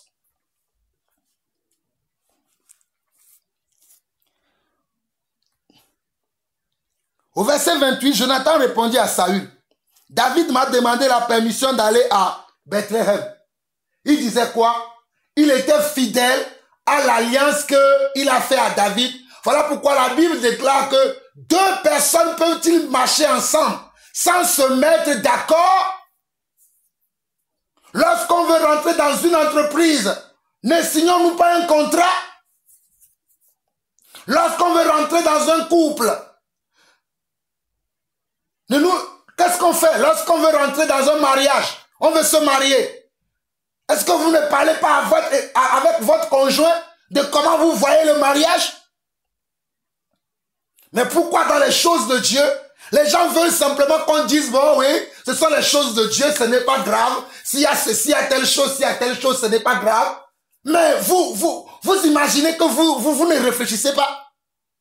Deux personnes peuvent-ils marcher ensemble sans avoir au préalable discuter des contrats sur lesquels ils veulent marcher? Moi, quand je marche avec quelqu'un dans l'église, je veux marcher sur la vérité de la parole. Si je vois que la vérité de la parole est bafouée, est piétinée, je prends mes clics et claques et je m'en vais. Je vous le dis encore. Si c'est pour ça que vous ne m'inviterez pas dans vos églises, ne m'invitez pas. Je rends grâce à Dieu que Dieu m'a donné certains frères et certaines sœurs et que je ne suis pas tout seul. Si c'est pour ça que vous me voyez orgueilleux, regardez-moi toujours comme un orgueilleux. Ça ne me fait ni chaud ni froid car je sais qui je suis en Jésus-Christ. On ne blague pas avec les choses de Dieu. Ceux qui veulent blaguer là, qu'ils blaguent. Nous voulons être sérieux dans les choses de Dieu. Je ne veux pas qu'à cause de moi, que le nom de Dieu soit bafoué. C'est vrai, dans le passé, j'ai bafoué le nom de Dieu. Mais, lorsque Dieu m'a ouvert les yeux, je me suis engagé avec lui. J'ai dit, papa, maintenant là, je veux te servir. Je veux te servir, efface mon passé. Mais, à partir d'aujourd'hui là, je te demande de commencer une nouvelle histoire avec moi. Et voici les aventures de cette nouvelle histoire dans laquelle je suis avec le Seigneur. Je vous en supplie. Soyez bénis. Verset 29, il dit, laisse-moi aller, je te prie, car nous avons dans la ville un sacrifice de famille, et mon frère me l'a fait savoir. Si donc j'ai trouvé grâce à tes yeux, permets que j'aille en hâte voir mes frères. C'est pour cela qu'il n'est point venu à la table du roi. Regardez la fidélité dans l'amour. Regardez l'honnêteté dans l'amour. Jonathan n'a rien ajouté, ni rien retranché. Il a dit exactement ce qu'ils se sont convenus. C'est-à-dire lui et David, ce qu'ils se sont convenus. Il a dit la chose exactement telle qu'ils se sont convenus. Aujourd'hui, tu conviens avec ton frère dans l'église que bon, mon frère, il y a ce sujet-là que moi, je n'aime pas. Parce que je ne le comprends pas comme ça. Le frère va dire oui. Mais pendant que vous êtes en train de marcher ensemble, le frère te lance un pic. Et c'est là où ça commence les animosités. Je ne veux plus vivre les choses comme ça. J'en ai assez de vivre ce genre de situation. Je continue. Tu marches avec un frère. Vous parlez ensemble. Tu dis que nous allons aller faire telle chose. Le frère te dit oui, c'est ça. Le lendemain, le frère ne vient pas. La sœur ne vient pas. Tu l'appelles, tu dis mon frère, pourquoi tu as fait ça? Oh mon frère, finalement le frère te tourne. Le frère ne dit pas la vérité. Il change les choses. Tu donnes un conseil à un frère. Le frère ne t'a pas dit des objections. Hein. Il a dit je suis d'accord avec ce que tu dis. Mais lorsqu'il va poser des actes, les actes vont être contraires à ce qu'il a dit qu'il a reçu. Mais il y a un problème. Vous ne voyez pas qu'il y a un problème? Tu parles avec un frère. Vous prenez la Bible. Vous discutez. Tu dis frère, voici ce que la Bible dit. Le frère te dit oui c'est vrai. Je suis d'accord avec toi. Mais quand le frère va agir, ou quand la sœur va agir, cela est différent de ce que vous avez dit tous les deux, vous vous êtes convenus tous les deux, que c'est dorénavant, c'est comme ça que vous allez faire. Mais le frère ou la sœur va faire autre chose. Ça, c'est la parole. Moi, je ne trouve pas que c'est de la parole. Jugez-moi comme vous voulez, mais nous voulons marcher comme le Seigneur. Tel il est, tel nous sommes. Nous continuons. Au verset 30, regardez ce qui va se passer. Hein. Regardez ce qui se passe. Au verset 30. Alors la colère de Saül s'enflamma contre Jonathan. Et il lui dit, fils pervers et rebelle, je sais bien que tu as pour ami le fils d'Isaïe, à ta honte et à la honte de ta mère. Regardez comment le père spirituel de Jonathan, le pasteur de Jonathan, l'apôtre de Jonathan qui est en même temps son père, vous avez vu comment il se fâche? Juste parce qu'on a dit que David n'est pas là. Pourquoi se fâche-t-il? Oh Seigneur, révèle-le! Seigneur, révèle-le! Seigneur, révèle-le! Seigneur, révèle-le! Pourquoi les Anglais disent « Why ?» Mes chers amis, je m'appelle Lawson, j'aime parler un peu l'anglais. Voilà pourquoi vous allez voir que je dis certains mots en anglais. Et bientôt, très bientôt, je prêcherai en anglais. Car les Anglais aussi doivent m'entendre. Ceux qui sont d'origine, anglophones, doivent aussi entendre l'évangile. Je suis en train de croire pour que Dieu puisse me faire développer encore beaucoup plus mon anglais, pour que je puisse tenir des discours en anglais pendant des heures, comme je le fais aussi en français. Si vous êtes là, priez aussi pour moi, car cela va arriver bientôt. Verset 31. Car aussi longtemps que le fils d'Isaïe sera vivant sur la terre, il n'y en aura point de sécurité ni pour toi, ni pour ta royauté. Regardez ce que Saül est en train de dire à Jonathan. Déjà, il va le traiter de fils pervers, parce que son fils ne pense pas comme lui et n'agit pas comme lui. Parce que son fils voit que dans son action, dans ce qu'il fait, il n'y a pas de la justice. Il n'y a pas de l'honnêteté. Il n'y a pas de la fidélité. Il n'y a pas de l'amour. Il n'y a pas de la vérité. Et son fils ne voulait pas le suivre. Malgré que c'était son père, et dans la chair, et même dans l'esprit. Ok, nous continuons. Verset 31. Car aussi longtemps que le fils d'Isaïe sera vivant sur la terre, il n'y en aura point de sécurité ni pour toi, ni pour la royauté. Et maintenant, envoie le chercher et qu'on me l'amène, car il est digne de mort. Regardez, Saül est en train de dire à Jonathan que David va prendre sa place.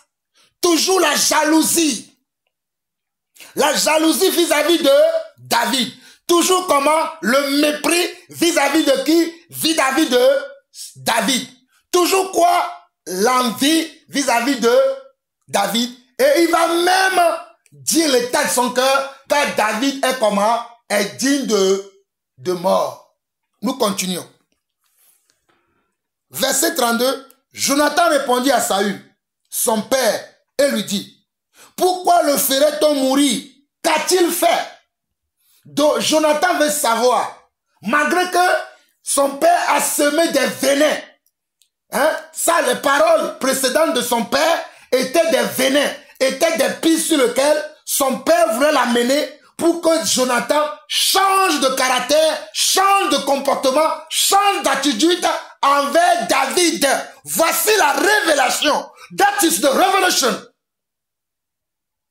Voici la révélation. Les premiers propos, les premières paroles de son père étaient destinées à changer les sentiments, les émotions, le caractère, le comportement, les façons de faire de Jonathan vis-à-vis de David. Mais son père a échoué. On continue. Verset 33.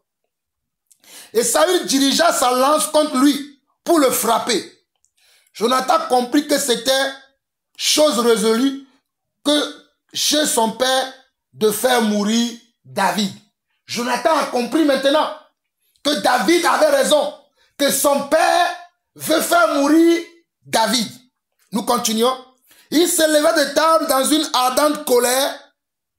Vous voyez, quand aujourd'hui on se met en colère, il y a des colères qui sont justifiées. Il y a des colères qui sont justifiées. Je m'exprime. Il y a des colères spirituelles. Il y a des colères spirituelles. Je ne parle pas des colères charnelles, mais je parle des colères de l'esprit.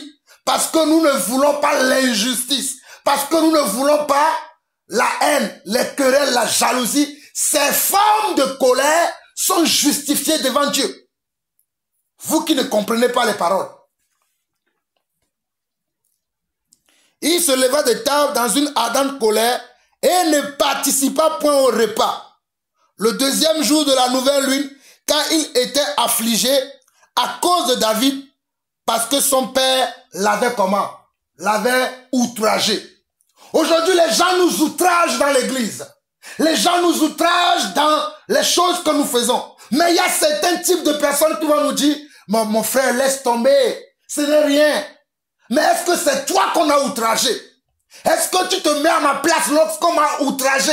Est-ce que tu te mets à ma place? Est-ce que tu sais ce que je vis? Il vaudrait mieux pour toi de m'encourager, de prier pour moi, que de dire ne dis rien, ne fais rien, continue de marcher comme ça. Non, nous refusons cela catégoriquement. Nous n'allons pas nous compromettre. Nous n'allons pas faire plaisir aux hommes, mais nous allons faire plaisir à Dieu. Que celui qui veut marcher avec nous, marche avec nous. Que ceux qui ne veulent pas marcher avec nous, qu'ils marchent comme ils le veulent.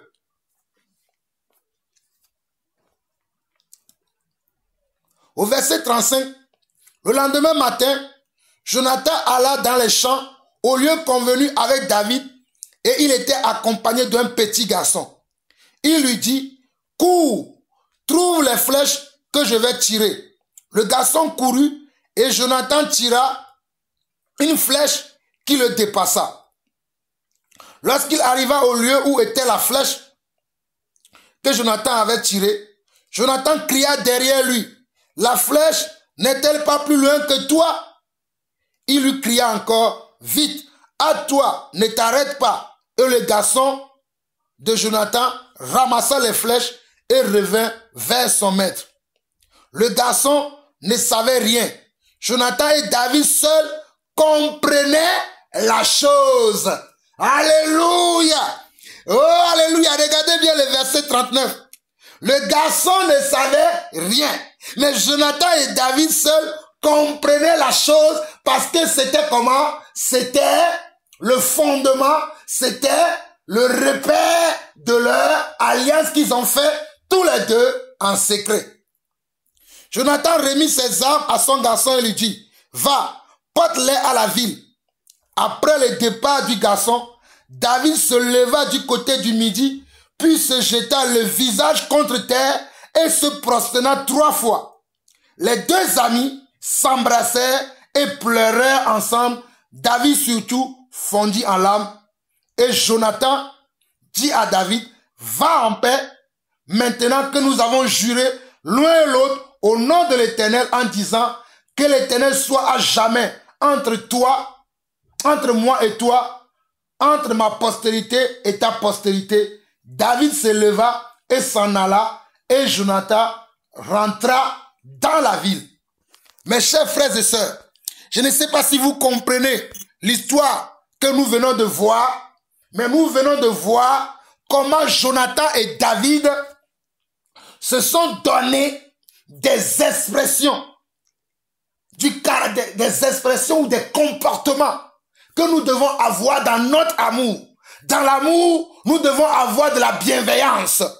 Dans l'amour, nous devons avoir quoi? De la bienveillance et de la fidélité. Je dis bien, dans l'amour, nous devons avoir de la bienveillance et nous devons avoir de la fidélité. Voici ce que Jonathan et David veulent nous enseigner. Dans leur amour, ils avaient non seulement de la bienveillance, mais ils avaient aussi de la fidélité et ils avaient aussi quoi? Ils avaient de la prudence.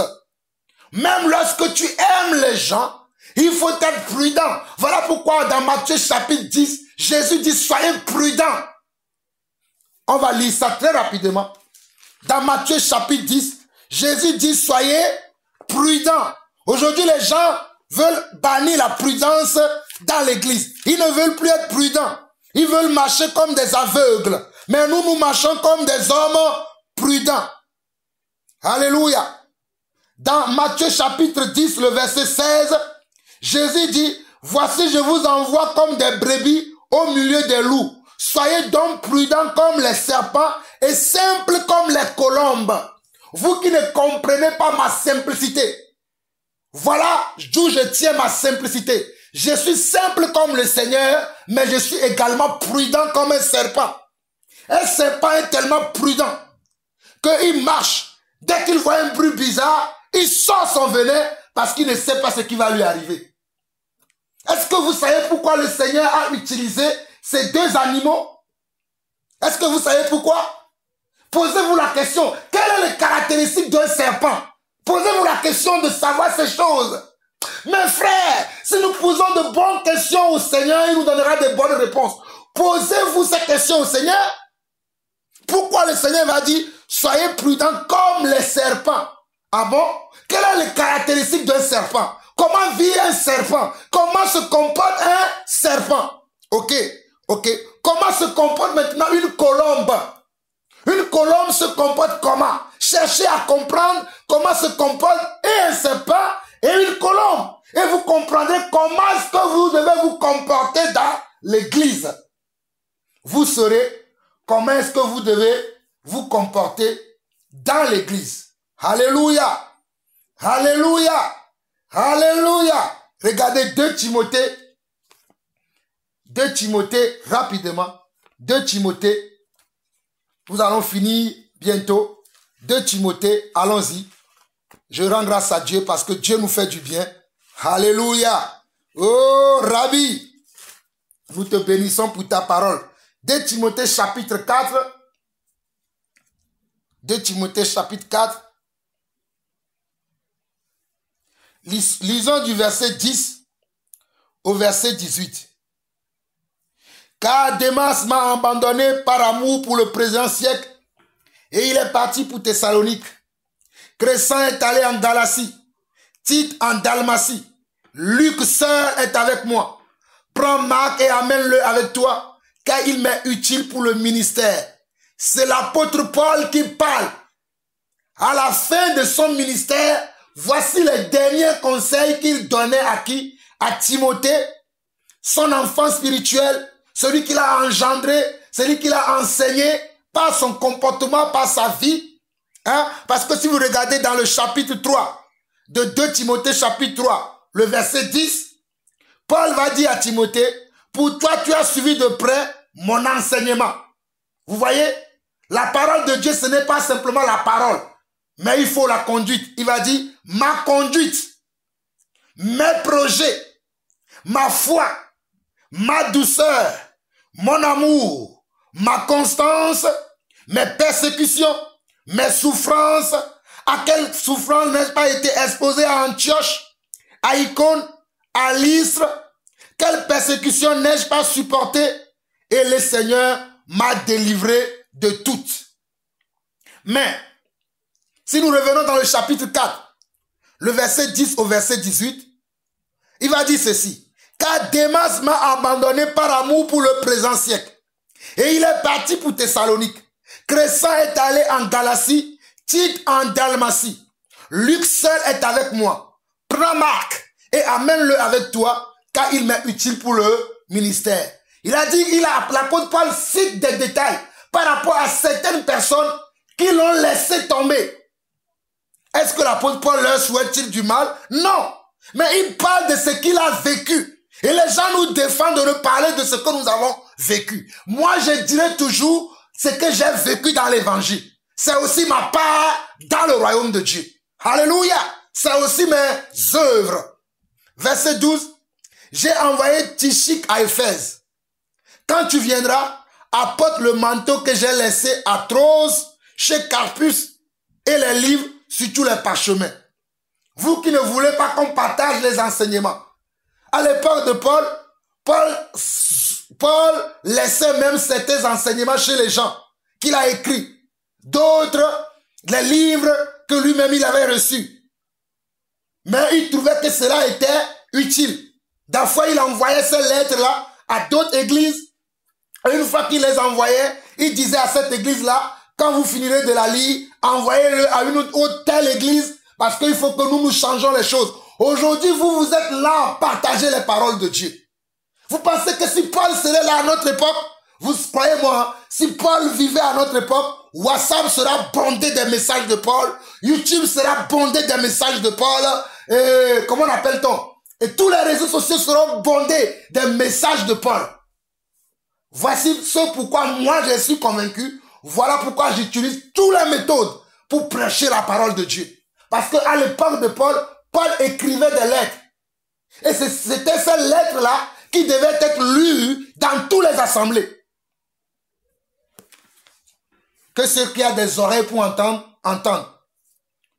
Au verset 14, regardez. Alexandre le forgeron m'a fait beaucoup de mal. Le Seigneur lui rendra selon ses œuvres. Alexandre le forgeron m'a fait beaucoup de mal. Est-ce que Paul s'est tué? Quelqu'un lui a fait mal. Est-ce que Paul ne l'a pas dit? Paul dit que la personne lui a fait comment quoi? La personne lui a fait mal. Quand les gens font mal, nous devons leur dire. C'est notre devoir de leur dire qu'ils font mal. Si moi-même je vous fais mal, dites-le moi que Jean-Paul, tu me fais mal. Comme ça, je saurai que ce que j'ai fait, c'est mal et je vous demanderai pardon. Mais si nous refusons de ne pas dire, comment la personne saura que ce qu'il a fait, c'est mal? Sous prétexte que l'amour supporte tout. L'amour supporte tout, mais l'amour dit aussi la vérité. Alléluia. L'amour supporte tout, mais l'amour dit aussi la vérité. Mais si nous ne disons pas, comment la personne saura qu'il a fait mal? Et je précise encore, je ne suis pas en train de dire, lorsque vous ne comprenez pas certaines choses et que vous changez les paroles des gens, je ne suis pas en train de parler de ces choses-là. Ou bien, si vous avez de l'animosité, de l'amertume, de la méchanceté envers les gens, je ne parle pas de ça. Mais si quelqu'un, peut-être par mégarde, sans le savoir, sans le vouloir, il vous a fait du mal, ou bien même que la personne, s'il a fait exprès, mais on doit le lui dire, frère, tu m'as fait mal, sœur, tu m'as fait mal. Ce sont les expressions de l'amour. Frère, tu m'as piétiné, ma sœur, tu m'as piétiné. Mais tu ne peux pas te taire sans rien dire à la personne que tu m'as... Moi, je dis à mon épouse, ma chérie, je t'aime, mais là, tu m'as fait mal. Et elle aussi me dit, ah, mon mari, je t'aime, mais là, je n'ai pas apprécié ça. Et je lui demande pardon. Je dis, ah, au fait, je le faisais dans telle intention. Si c'est comme ça que toi, tu l'as reçu ou tu l'as vécu, je m'en excuse et je te demande pardon. Et dorénavant, je ne me comporterai plus comme ça. Et je fais de telle sorte que de ne plus me comporter comme ça envers mon épouse ou envers même mes enfants. Mes enfants peuvent vous le témoigner. Même mon épouse peut vous le... Moi, je demande même parfois pardon à mes propres enfants et à mon épouse. Il y a des gens qui ne le feront jamais. Ou bien qui vont dire, ce n'est pas aux parents de demander pardon aux enfants. Vous ne comprenez pas les Écritures. Moi, quand je juge, même injustement, dans deux affaires, chez mes enfants, je leur demande pardon. Il y a un jour, dans la chambre de mes enfants, ils ont une télé. Il y a un jour, la télé était cassée. Je ne sais pas celui qui avait cassé la télé. Je suis rentré dans la chambre, j'ai dit, qui a cassé la télé? Personne ne voulait parler. Prise de colère, j'ai pris un bâton, je les ai tapés tous mes enfants, ils étaient 4. Je les ai tapés tous. Mais quelques jours plus tard, j'apprends par la bouche de l'un de mes enfants, celui qui avait cassé la télé. Qu'est-ce que j'ai fait? J'ai réuni tous les 4 et j'ai demandé pardon à eux tous pour dire que si vous m'aviez dit le jour-là que c'était telle personne qui avait cassé la télé, c'est que cette personne-là que j'allais taper. Mais comme vous ne m'avez pas dit, voilà pourquoi je vous ai tapé tous pour que cela vous serve de leçon. Mais je vous demande pardon. Mais je vous demande pardon. Pourtant, ce sont mes enfants. Les gens ne comprennent pas les Écritures aujourd'hui. Ils ne veulent même pas demander pardon. Ils sont tellement orgueilleux. Ils sont tellement remplis d'eux-mêmes, de méchanceté, de malice. Mais chez Jean-Paul Lawson, là, vous serez toujours démasqués. Hey! Vous-même, vous me connaissez, non? Je continue. Verset 15. Regardez ce que l'apôtre écrit. Garde-toi aussi de lui, car il s'est fortement opposé à nos paroles. Quand les gens s'opposent à nos paroles, qu'est-ce qu'on doit faire? On doit se garder d'eux. Voilà pourquoi l'apôtre Paul écrit ici, garde-toi aussi de lui, car il s'est fortement opposé à nos paroles. Alléluia. Quand les gens s'opposent à nos paroles, ou bien quand nous voyons que les gens sont dans l'hypocrisie par rapport à ce que nous faisons, par rapport à ce que nous enseignons, qu'est-ce que nous devons faire? Nous devons nous garder d'eux. Se garder de quelque chose, se garder de quelqu'un veut dire quoi?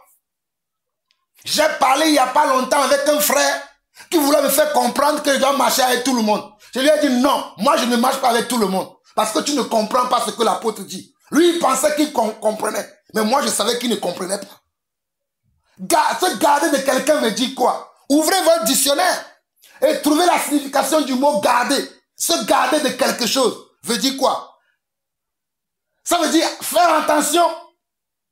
Ça veut dire, garder veut dire beaucoup de choses. Garder veut dire beaucoup de choses. Pour finir aujourd'hui, parce que nous allons écouter la suite de la louange de mon frère Barouani et de son épouse Esther. Je vais lire jusqu'à la fin maintenant. Et nous allons nous arrêter là aujourd'hui. Nous continuerons la prochaine fois. Verset 15. Garde-toi aussi de lui, car il s'est fortement opposé à nos paroles. Dans ma première défense, personne ne m'a assisté, mais tous m'ont abandonné, que cela ne leur soit point imputé. C'est le Seigneur qui m'a assisté et qui m'a fortifié, afin que la prédication soit accomplie par moi et que tous les païens l'entendent. J'ai été délivré de la gueule du lion. Le Seigneur me délivrera de toute œuvre mauvaise et il me sauvera pour me faire entrer dans son royaume céleste. À lui soit la gloire au siècle des siècles. Amen. Regardez bien le verset 17 au verset 18. C'est le Seigneur qui m'a assisté. C'est le Seigneur qui nous assistera toujours et qui m'a fortifié. C'est le Seigneur qui nous fortifie toujours afin que la prédication soit accomplie. Afin que la prédication, ce que nous prêchons, soit accompli par moi et que tous les païens l'attendent. J'ai été délivré de la gueule du lion. Alléluia. Si Paul a été délivré de la gueule du lion, toi aussi tu seras délivré de la gueule du lion. Parce que nous avons pour Père un seul et même Père. Alléluia. Le Seigneur me délivrera de toute œuvre mauvaise et il me sauvera pour me faire entrer dans son royaume céleste. Puisque nous aimons Dieu et que nous voulons l'imiter dans toutes choses, le Seigneur veille aussi à notre bien-être et il sera avec nous dans tous les projets dans lesquels nous avançons. Le Seigneur aussi sera avec nous. À lui soit la gloire au siècle des siècles. Amen, amen et amen. Écoutons maintenant la louange pour finir et je vous rends grâce. Je vous bénis également. Alléluia.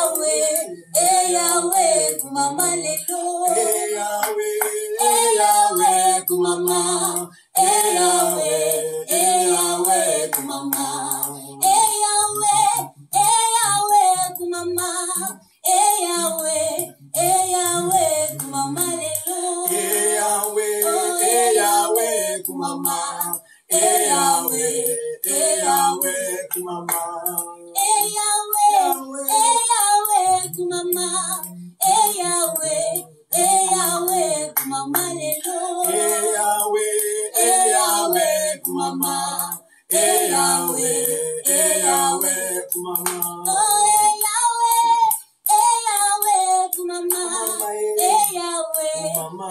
Yahweh, kumama lelo. Yahweh, Yahweh, kumama. Yahweh, Yahweh, kumama. Yahweh, kumama. Yahweh, kumama. Yahweh, kumama. Yahweh, kumama. Yahweh, kumama. Yahweh, kumama. Yahweh, kumama. Yahweh, kumama. Yahweh, kumama. Yahweh, kumama. Yahweh, kumama lelo. Yahweh, Yahweh, kumama. Yahweh, Yahweh, kumama. Yahweh, kumama. Yahweh, kumama lelo. Yahweh, Yahweh, kumama. Yahweh, Yahweh, kumama. Yahweh, kumama. Yahweh, kumama lelo. Yahweh, Yahweh, kumama. Yahweh, Yahweh, kumama. Yahweh, Yahweh, kumama. Yahweh, kumama lelo. Yahweh, Yahweh, kumama. Yahweh, Yahweh, kumama. Peuple de Dieu, loué, loue l'éternel, peuple de Dieu, loué, loue l'éternel, loué, loue l'éternel, peuple de Dieu, loué, loue l'éternel, oh, peuple de Dieu, loué, loue l'éternel, peuple de Dieu, loué, loue l'éternel, peuple de Dieu, loué, loue l'éternel, peuple de Dieu, loué, loue l'éternel. Oh, car l'éternel est grand, sa miséricorde durera toujours. Il est celui qui me protège, il est sommet, il est d'or, il est l'alpha et l'oméga, Jésus mon roi, peuple de Dieu loué, loue l'éternel, peuple de Dieu loué, loue l'éternel, Peuple de Dieu loué, loue l'éternel, peuple de Dieu loué, loue l'éternel. oh, peuple de Dieu loué, Loue l'éternel, peuple de Dieu loué, loue l'éternel, peuple de Dieu loué, loue l'éternel, peuple de Dieu loué, loue l'éternel. aïe, aïe, aïe, Jésus est bon, oui. Il est bon, Oh, Jésus est bon, oui. il est bon, Aïe, Jésus est bon, oui. il est bon, Oh, Jésus est bon, oui. il est Aïe, aïe, aïe, il est. aïe, aïe, aïe, il est bon, Aïe, aïe, aïe, il est. aïe, aïe, aïe, il est bon, Aïe, aïe, aïe, il est bon. aïe, aïe, aïe, il est bon, Aïe, aïe, aïe, il est bon. aïe, aïe, aïe, il est Aïe, aïe, aïe, il est bon. aïe, aïe, aïe, il est bon, Aïe, aïe, aïe, il est bon. aïe, aïe, aïe, il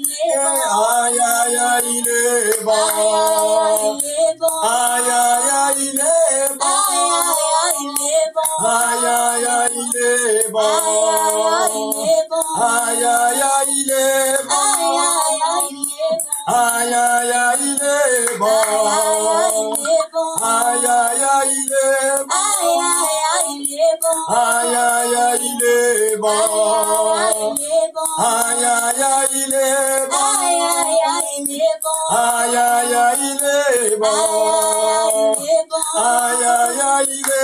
aïe, aïe, aïe, il est bon, aïe, aïe, aïe, il est bon, aïe, aïe, aïe, il est bon, aïe, aïe, aïe, il est bon, aïe, aïe, aïe, il est bon, aïe, aïe, aïe, il est bon, aïe, aïe, aïe, il est bon, aïe, aïe, aïe, il est bon, yes, aïe, aïe, aïe, il est bon, aïe, aïe, aïe, il est bon, aïe, aïe, aïe, il est bon,